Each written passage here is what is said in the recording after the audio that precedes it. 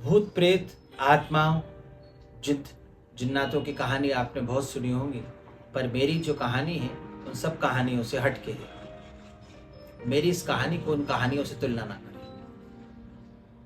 ये कहानी लॉकडाउन के समय की है, जब लोग अपने घरों से काम किया करते थे।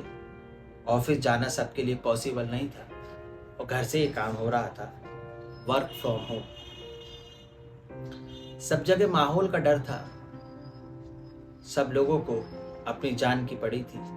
कोई भी किसी के संपर्क में आने से डरता था, और यदि मालूम हो जाए कि उस घर पे कोरोना का पेशेंट है, कोरोना का मरीज है, तो उस गली मोहल्ले से भी निकलने से लोग डरते थे। आज की मेरी ये कहानी भी कोरोना काल से जुड़ी है, उस समय की है। ये कहानी है राजस्थान के शहर भरतपुर।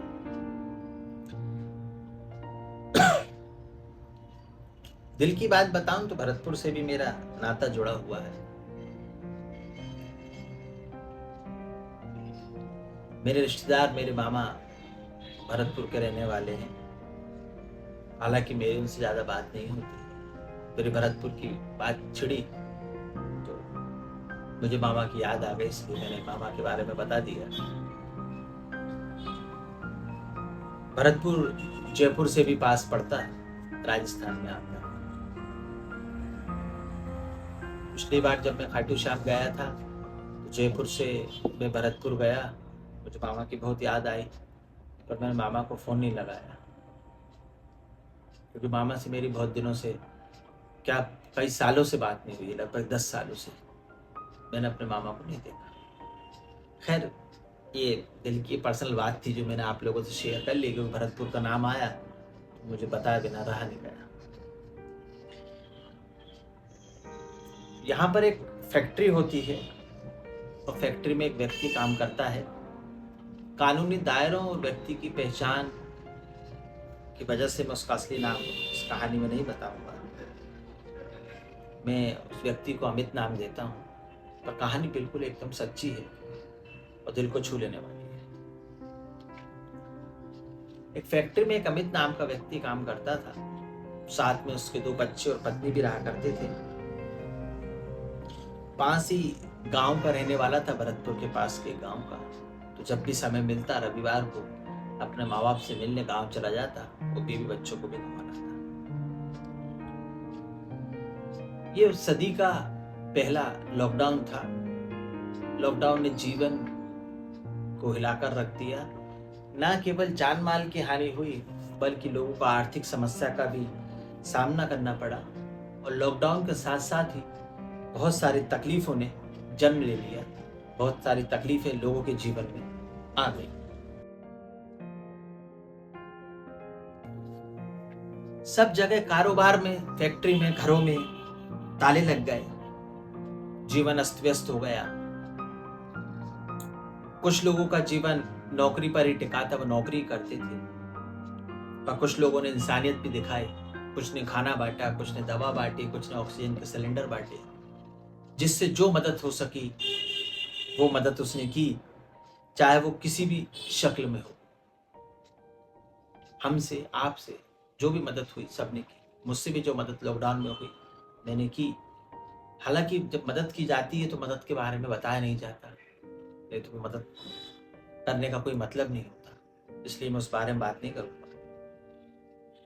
भरतपुर की इस फैक्ट्री के मालिक ने भी इंसानियत दिखाई और उसने मजदूरों से कहा कि आप सब लोग अपने अपने घर चले जाइए और मुझसे जो भी मदद होगी मैं आपकी मदद करूंगा। आप काम करें चाहे ना करें, आपको तनख्वाह मिलेगी।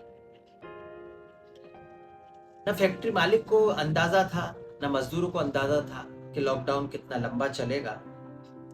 मालिक ने जितना हो सका मजदूरों की मदद की, तनख्वाह दी, समय बदला।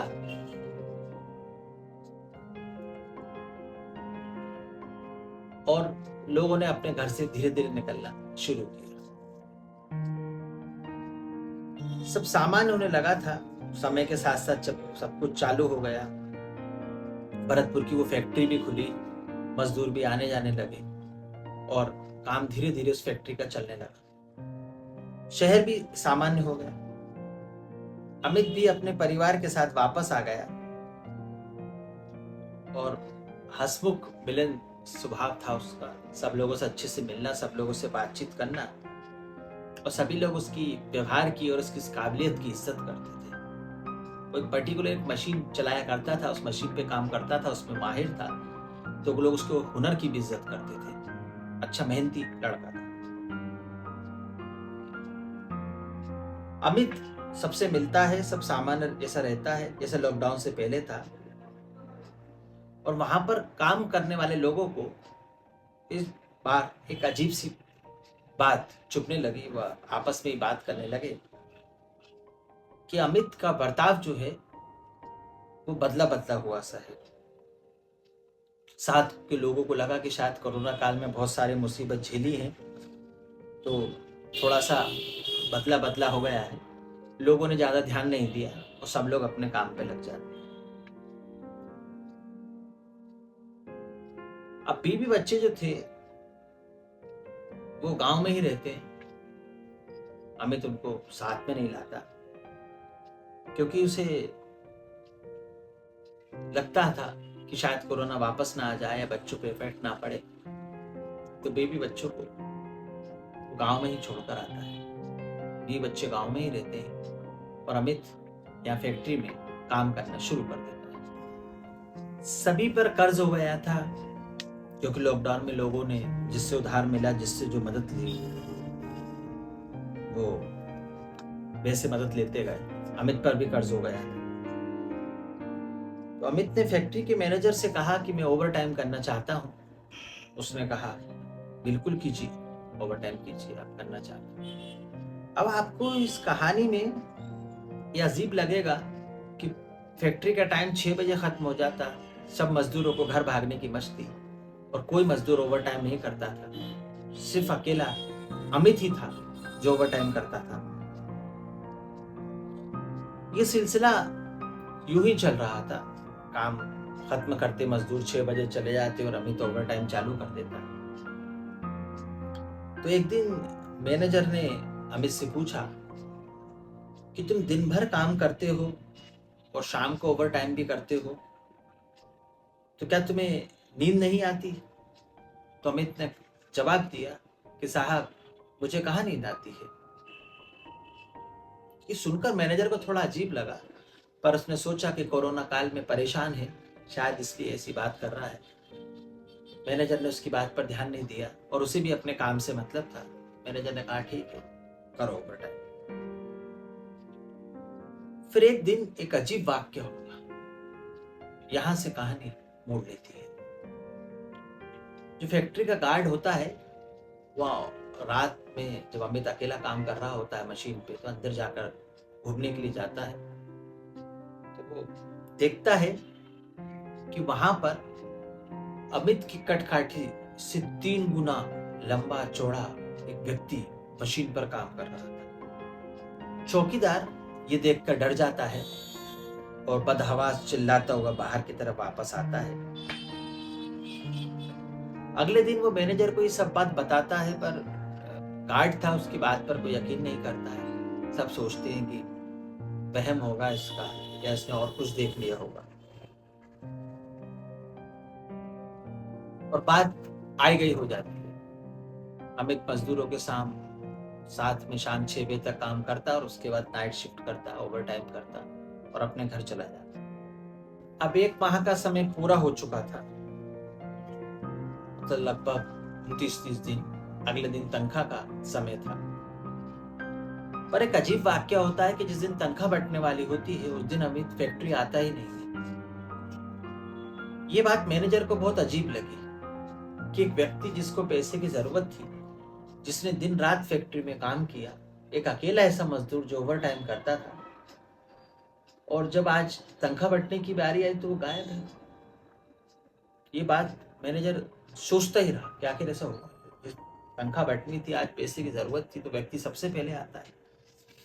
वो ये बात मालिक को बताता है कि मालिक एक व्यक्ति है जो ओवर टाइम किया करता था। मालिक के नॉलेज में भी ये बात थी, पर आज तनख्वाह बटी तो वो नहीं आया। मालिक को सुनकर भी अजीब लगा।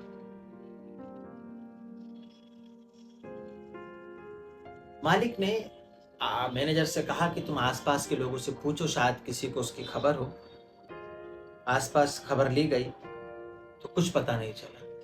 मालिक ने मैनेजर से पूछा कि तनख्वाह लगभग कितनी बन रही है, तो उन्होंने बताया कि ओवर टाइम सब मिलाकर लगभग 32,500 रुपये बन रहा है।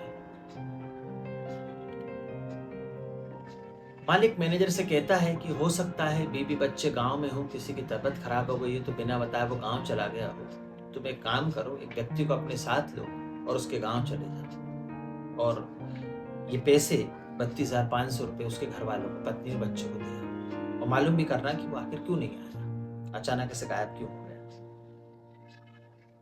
मालिक के कहे अनुसार मैनेजर एक लिफाफे में 32,500 रुपये रखते हैं, अपने एक साथी को साथ में लेते हैं और अमित के गांव के पते पर पहुंचते हैं।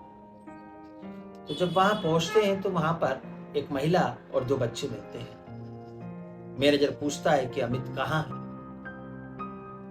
तो महिला, जो कि अमित की पत्नी थी, ये सुनकर पहले तो कुछ नहीं बोलती है, सिर्फ मैनेजर को देखती ही रहती है। और मैनेजर भी ये सोचता है कि इस महिला ने मेरे सवाल का जवाब क्यों नहीं दिया।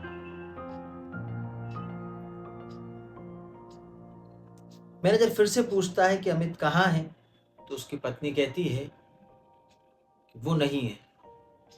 तो मैनेजर पूछता है कि कहाँ गए हैं, कहीं गए हैं क्या, कब तक आएंगे। मैं उनकी फैक्ट्री का मैनेजर हूँ और उनसे मिलने आया हूँ, कुछ काम है। पत्नी चुप रहती है और थोड़ी देर बाद एक लाइन बोलती है, और वो लाइन सुनकर मैनेजर और उसके साथ में जो व्यक्ति गया था उसके पैरों तले जमीन खिसक जाती है। और जब आप भी इस बात को सुनेंगे तो ये लाइन आपको भी झंझोड़ कर रख देगी। पत्नी कहती है कि वो तो अब नहीं रहे इस दुनिया में, उन्हें मरे हुए तो लगभग 3 माह का समय हो चुका है। और ये कहकर फूट फूट कर रोने लगती है, उसे अमित की याद आ जाती है।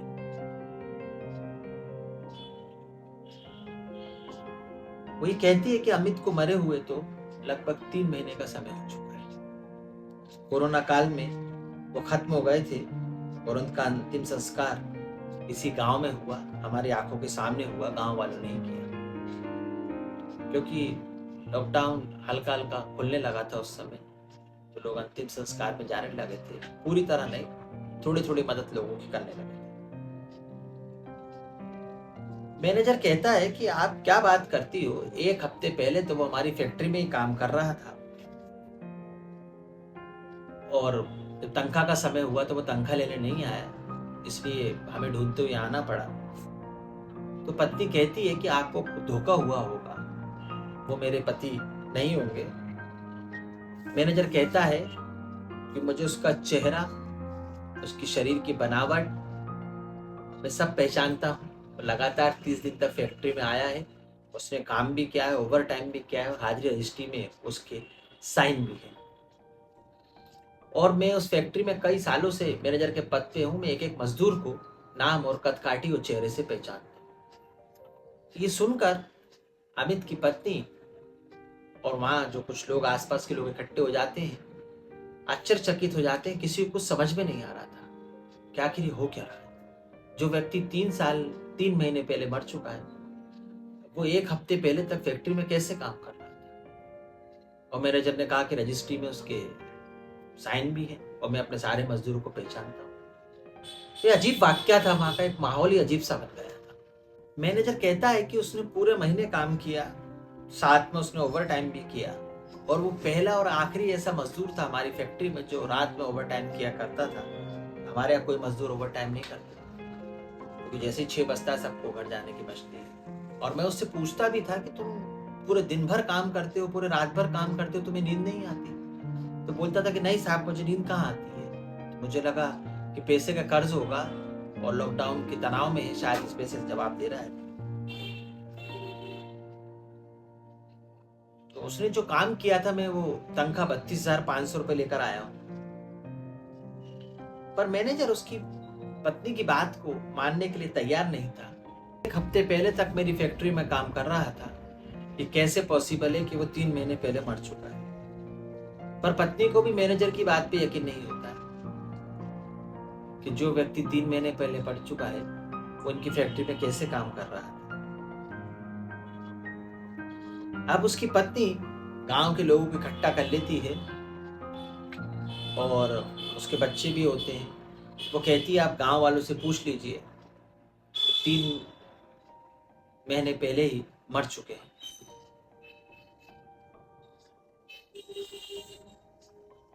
अब जब गांव वालों से मैनेजर पूछताछ कर लेता है, संतुष्ट हो जाता है, तो उसे यकीन हो जाता है कि जिस व्यक्ति की मैं तनख्वाह लेके आया हूं वो 3 महीने पहले ही मर चुका है। मैनेजर अपने आप को समझाने की, अंदर ही अंदर समझाने की बहुत कोशिश करता है, पर अपने आप को समझा नहीं पाता है। अगर हम भी मैनेजर की जगह होते तो अपने आप को समझा नहीं पाते कि एक व्यक्ति जो हमारे साथ 30 दिन तक रहा और आज जब मैं उसकी तनख्वाह देने आया हूं तो पता चला कि वो 3 महीने पहले ही मर चुका है। हालांकि मैनेजर अपने आप को संभालता है और जेब में से एक लिफाफा निकालता है और पत्नी के हाथ में देता है और बोलता है, ये 32,500 रुपये अमित की तनख्वाह है, जिसने 1 महीने तक फैक्ट्री में काम किया और ओवर टाइम किया। ये आपकी अमानत है, आप इसे रख लीजिए। पत्नी लिफाफे को लेती है और लिफाफा खोलती है और उसके अंदर पैसे देखती है, फिर से रोने लगती है। वो कहती है कि जब ये लॉकडाउन का समय चल रहा था और तब मैं इनसे बीच बीच में कहती थी, यदि फैक्ट्री में पैसे इकट्ठे कर कर तुम 20-30 हजार रुपए की व्यवस्था कर लो तो मैं घर के पास ही एक दुकान खोल लूंगी, जिससे बच्चों का गुजारा चलता रहेगा। उन्होंने भी कहा था कि मैं कोशिश करूंगा तुझे पैसे देने की, पर वो इसी बीच में मर गए। उनके मरने के बाद भी मैं रोती थी और सोचती थी कि अगर वो मुझे 20-30 हजार रुपए दे गए होते तो मैं दुकान खोल लेती और अब कैसे भी करके अपने बच्चों को, अपने आप को पाल लेती। तो शायद ये बात उन्होंने सुन ली, उनके अंतरात्मा ने सुन ली, उनकी आत्मा ने सुन ली और शायद उनकी आत्मा ही उस फैक्ट्री में काम करने के लिए गई थी और उन्होंने 1 महीने तक फैक्ट्री में काम किया और आज ये तनख्वाह मेरे पास पहुंचा दी। मैनेजर ये पूरी बात सुन तो लेता है पर इस पे विश्वास नहीं कर पाता। वो वापस भरतपुर आता है, फैक्ट्री के मालिक को पूरी बात बताता है, पर फैक्ट्री के मालिक को भी ये सब बातों पे यकीन नहीं होता है, क्योंकि हम आधुनिक युग में जीते हैं। हम भूत प्रेत आत्माओं की बातों पे यकीन नहीं करते, पर इस दुनिया के बाद भी एक आत्मा है जो परमात्मा की आत्मा है। अब वो किस रूप में अमित उस फैक्ट्री में काम करने के लिए आया, उसने 1 महीने तक काम किया। इस पूरी कहानी को जब मैंने पढ़ा तो यही निष्कर्ष निकाला कि अपनी पत्नी और बच्चों की वो किसी रूप में मदद करना चाहता था तो 30,000 रुपए, असल में वो 32,500 रुपए थे जो उसने 1 महीने काम किया था ओवर टाइम के साथ, अपनी पत्नी तक उसने पहुंचा दिए जिससे कि उनका जीवन चल सके। मैंने कहानी के शुरू में ही आपसे कहा था कि आपने भूत प्रेत जिन जिन्नात की बहुत सारी कहानी सुनी होंगी, पर ये कहानी उससे बिल्कुल हटकर है और ये कहानी बिल्कुल सच्ची कहानी है, सत्य घटना है, वास्तविक घटना है। कानूनी कारणों से मैंने फैक्ट्री का नाम, जगह का स्थान और ओरिजिनल व्यक्ति का नाम नहीं बताया, पर यह घटना सत्य है। मालिक को भी मैनेजर की बातों में विश्वास नहीं होता है, पर वो अपने आप को संभाल लेते हैं कि व्यक्ति तो अब काम करने आया नहीं और जो पैसे थे वो उसके परिवार तक पहुंच गए। कहानी यही खत्म होती है। इस कहानी का टाइटल ये था कि एक व्यक्ति, एक आत्मा या एक भूत का है, जो भी आपका है, एक फैक्ट्री में काम करता रहा और 1 महीने बाद उसने तनख्वाह अपने घर पर पहुंचा दी। तनख्वाह वो ना ले सका। इस कहानी को सुनाने का उद्देश्य किसी के अंतरात्मा, किसी के मान सम्मान को क्षति पहुंचाना नहीं है, ना ही अंधविश्वास को बढ़ावा देना है। बस अपने विचारों को आपके सामने रखना था। सच्ची घटना है भरतपुर राजस्थान की, और मैंने आपको शुरू में ही बताया था कि राजस्थान भरतपुर से मेरी यादें जुड़ी हैं। मेरे मामा का घर राजस्थान में है और कई साल हो गए मैं मामा से मिल नहीं पाया। अगर मामा तुम ये स्टोरी देख रहे हो तो आपको मेरा नमस्कार। कहानी अच्छी लगी तो लाइक करें, चैनल को सब्सक्राइब करें। अगली कहानी में फिर आपसे मुलाकात होगी। जब तक के लिए जय हिंद, जय भारत।